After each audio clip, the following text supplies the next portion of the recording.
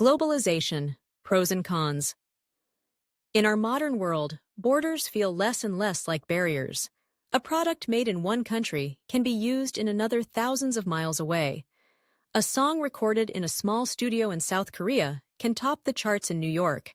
A student in Brazil can take an online course taught by a professor in Canada.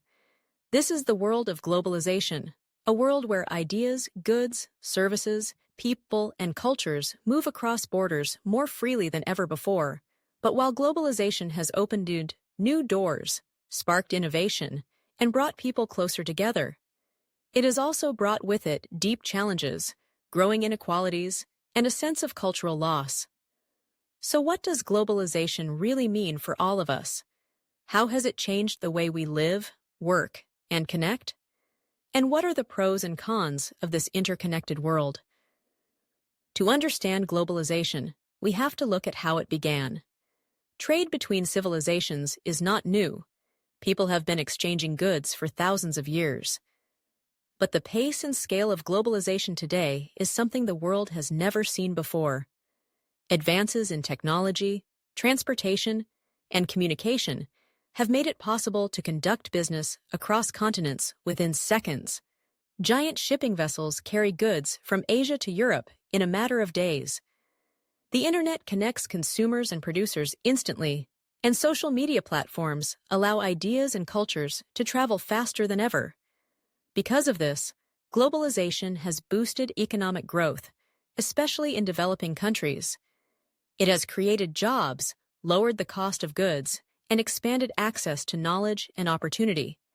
Yet as we look deeper, we begin to see the cracks in the system. While some countries have grown rapidly, others have been left behind.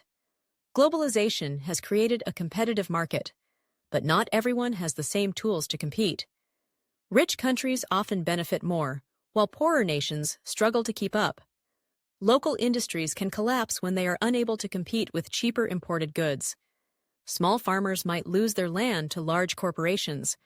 Workers in some places are underpaid and overworked in factories producing goods for wealthier nations.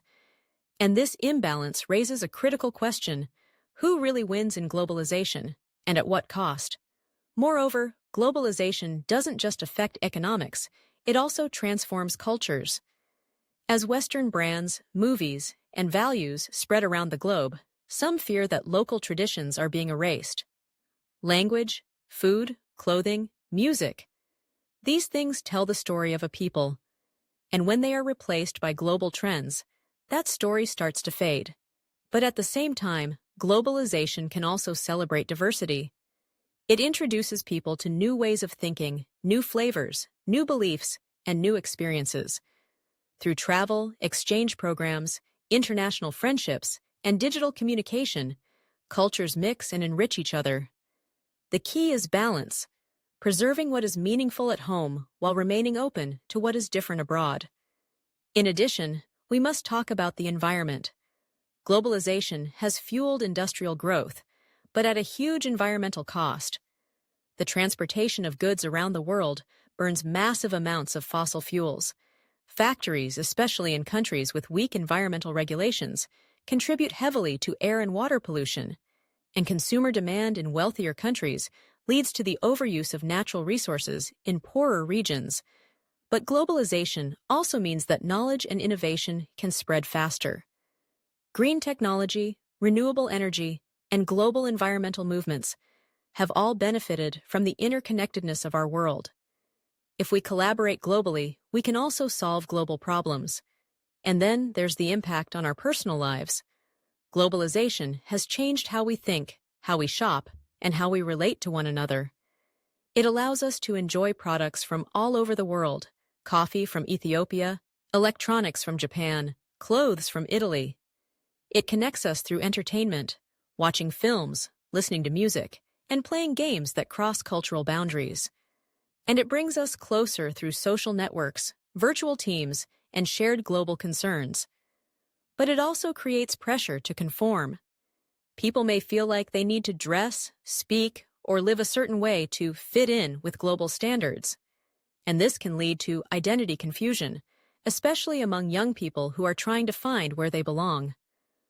So, where does that leave us? Globalization, like any powerful force, has two sides.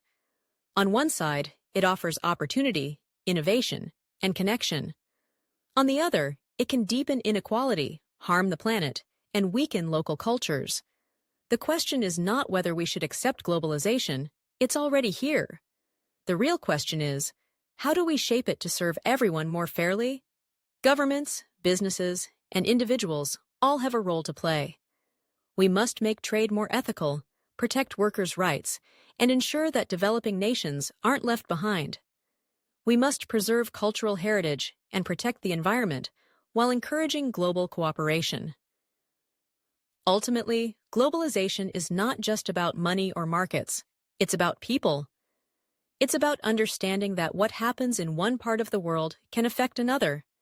It's about realizing that despite our differences, we are all connected.